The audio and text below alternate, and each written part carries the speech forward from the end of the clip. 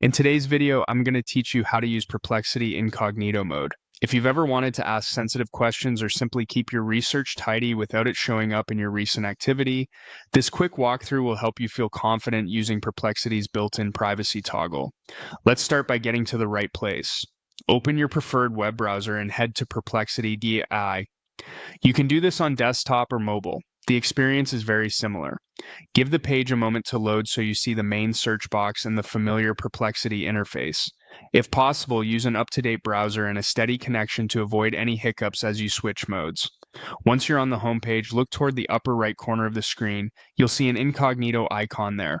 On desktop, it's tucked near your profile and settings controls. On mobile, it appears in the top bar as well.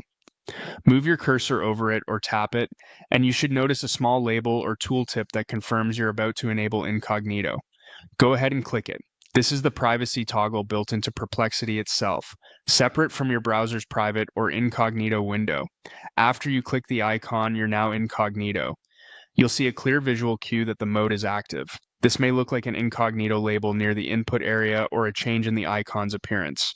From here, use Perplexity just like you normally would. Type your question, refine your prompt, and review the results. Your search quality and answer depth remain the same, but your activity won't be added to the typical conversation list you'd expect to see later. That's the key benefit. It keeps your current session more discreet within Perplexity's interface, which is especially handy on a shared computer or during research you don't need to revisit. A few quick tips as you work. Incognito mode here is about your Perplexity experience, not complete anonymity on the internet.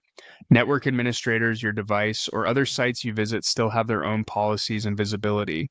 If you download files or copy content, those items will still live on your device.